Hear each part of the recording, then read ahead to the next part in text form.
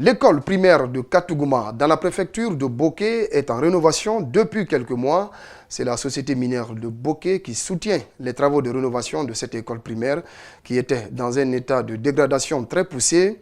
Cette école est fréquentée par plusieurs élèves venus d'autres localités qui pourront étudier dans de meilleures conditions. Ouminatou Sidibé et Salif Lifo Sissé. L'école primaire de Katouguma est restée de longues années dans un mauvais état sans entretien. Avec ces travaux de rénovation, un bloc de 6 salles pour les enseignants et une latrine sont en construction grâce à la SMB. L'objectif est de répondre aux besoins des habitants de cette localité en matière d'accès aux soins et d'éducation notamment. C'est un projet qui vient soutenir une demande des populations de Katouguma. C'est dans le cadre du développement communautaire. Cette initiative aussi, c'est en réponse de la demande pressante exprimée par la communauté pour l'obtention d'une école supplémentaire.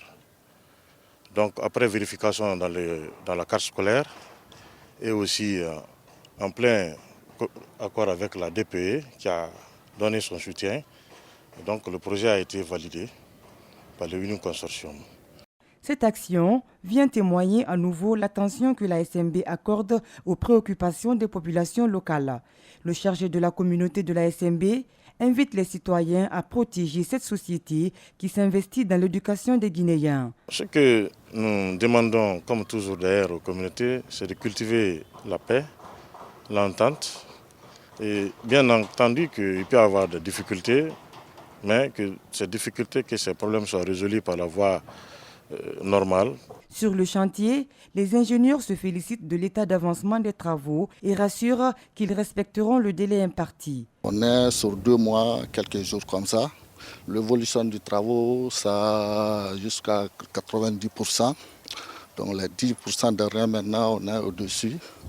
Donc c'est grâce à SMB Unim, on est sur ça aujourd'hui.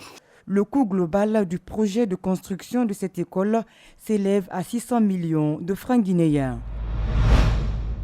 Restons encore dans la région de Boké, ouf de soulagement pour la jeunesse de la sous-préfecture de Kolabougni.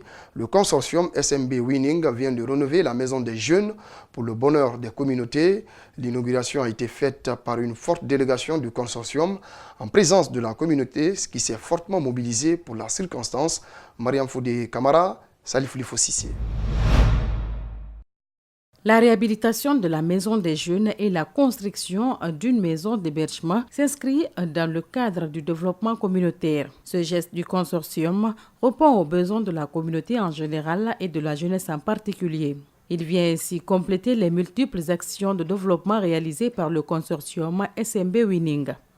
Nous avons fait ce geste à la jeunesse de Kolabougni dans le but de renforcer la relation, la cohabitation entre la société et la jeunesse. Surtout, la devise du consortium, c'est le développement à la base, le développement local. Donc ça, c'est un signe qui manifeste notre volonté d'accompagner la localité qui abrite le consortium. Les bénéficiaires sont satisfaits du travail réalisé. Au nom de la jeunesse de la sous-préfecture, je voudrais adresser les remerciements.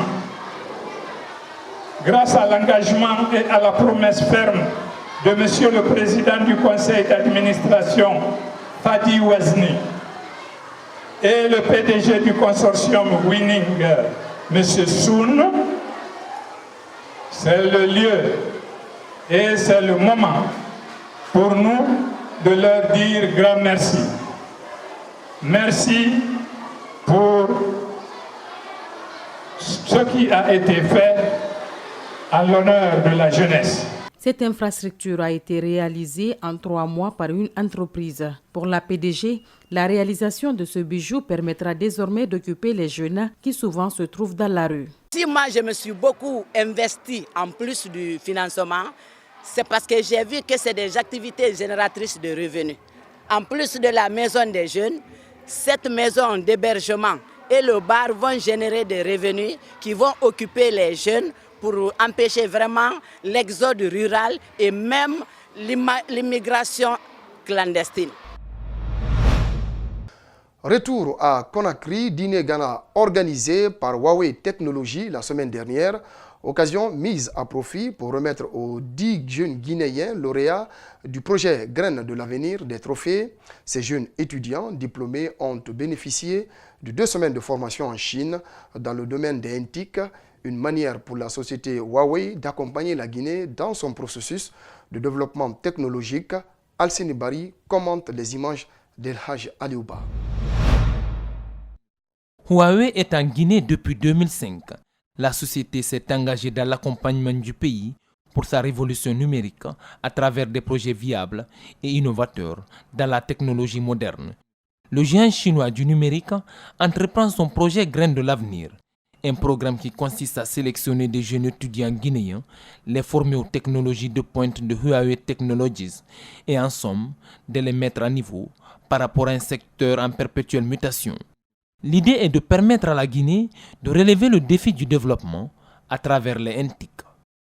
Pour cette fois-ci, Huawei offre 10 bourses après avoir sélectionné 100 jeunes Guinéens et une deuxième sélection a permis d'atteindre 20 personnes qui ont été formées et 10 personnes ont obtenu la bourse Graines de l'avenir et ont effectué un séjour en Chine et sont revenus équipés. Pour mon expérience de 12 ans à Huawei, j'ai participé et donc je voudrais dire donc que j'ai initié quelques programmes, quelques vagues de Graines de l'avenir qui sont allées en Chine. La plupart d'entre ces jeunes qui sont revenus ont été directement employés, soit par Huawei, soit par d'autres sociétés. Sur 2000 postulants, juste 10 ont été retenus pour continuer le processus Graines de l'avenir. L'emploi pour eux doit être garanti, sollicite les autorités d'un ton assez ironique, car ces jeunes représentent la crème du monde technologique guinéen. Il y a eu plus de 2000 postulants, parmi lesquels 100 ont été choisis pour faire une formation, et ils sont descendus à 20, et c'est les 10 meilleurs de ces 2000 postulants qui sont devant vous aujourd'hui. Je crois qu'il faut les féliciter. Parmi ces 10 lauréats, on note la présence d'une seule fille, de quoi susciter plus d'engagement et de détermination pour le progrès numérique de la Guinée, voire de l'Afrique. Ça a été vraiment une compétition qui était vraiment compliquée. Il fallait vraiment un effort et un travail très ardent pour pouvoir réussir cette compétition. Et aujourd'hui, je me sens beaucoup plus fier de mon université, de mon département, parce que s'il y a une chose que nous ne devons pas rater aujourd'hui, c'est la révolution technologique. C'est vraiment par cette révolution que vraiment l'Afrique pourra rattraper son retard. Je dois dire que les mots me manquent pour pouvoir remercier la société Huawei et le gouvernement pour sa coopération en vue d'organiser un programme d'une si grande ampleur. C'est vraiment une très belle initiative. Ce trophée me procure un sentiment de satisfaction parce qu'aujourd'hui nous ne sommes pas sans savoir que la technologie c'est une clé du monde. Parce que nous ne pouvons pas parler de développement sans penser à la technologie. Parce qu'aujourd'hui, le développement de tout pays est axé sur la technologie, c'est-à-dire avec son accélération numérique. Donc, du fait que j'ai reçu ce trophée-là, c'est vraiment un sentiment de joie. Je suis vraiment très contente. Déjà, Huawei a accompagné la Guinée dans le lancement de la 4G d'Orange. Au déploiement du réseau de la fibre optique backbone nationale, à cela s'ajoutent bien d'autres projets. L'assassinat du jeune Bokari Baldé continue à susciter des réactions chez ses parents qui se plaignent de la non-assistance de l'État pour sauver le jeune à temps. La famille décide à travers une plainte de saisir la justice pour que lumière soit faite dans cette affaire de meurtre. Bintou Traoré, Yacouba Traoré. L'étudiant Bokari Baldé est mort le 31 mai dernier à la suite d'un accrochage avec les forces de l'ordre qui l'ont roué de coups. Selon les parents de la victime, les agents auraient excessivement battu Boukariou alors qu'ils avaient pour rôle de maintenir l'ordre. Le porte-parole de la famille se rappelle encore de ce moment douloureux. Le rapport explique clairement qu'il a été battu à mort parce qu'on décrit qu'il a reçu des coups à droite, à gauche, devant, derrière et que même les mains ont été blessées. Le médecin commente en disant qu'il chercherait probablement à se protéger. Et on sent donc qu'il a subi quand même une mort atroce. Pour marquer leur solidarité après sa mort, les étudiants de l'AB avaient promis qu'ils ne reprendraient pas les cours jusqu'à ce que justice soit faite. Aujourd'hui, ces propos semblent avoir été oubliés. De l'argent a été déboursé ou en tout cas promis à des étudiants pour reprendre les cours et sans doute oublier ce cas, ce qui est incompréhensible. Le gouvernement avait promis d'arrêter et de punir les coupables de ce fait regrettable, mais selon Nuhu Baldé, la famille n'est au courant du déroulement d'aucune enquête. C'est pourquoi ils ont décidé de porter plainte à la justice dans les prochains jours. Dans tous les cas, on se rend compte que ni les étudiants, ni les responsables du ministère de l'enseignement supérieur, ni même les autorités locales, le procureur et le tribunal, personne ne s'occupe de ce dossier. On a donc finalement décidé d'aller vers des avocats. On a constitué un pool d'avocats. On leur a demandé de nous appuyer, de nous accompagner pour qu'on puisse porter plainte parce qu'on ne veut pas lâcher cette affaire. On veut aller jusqu'au bout.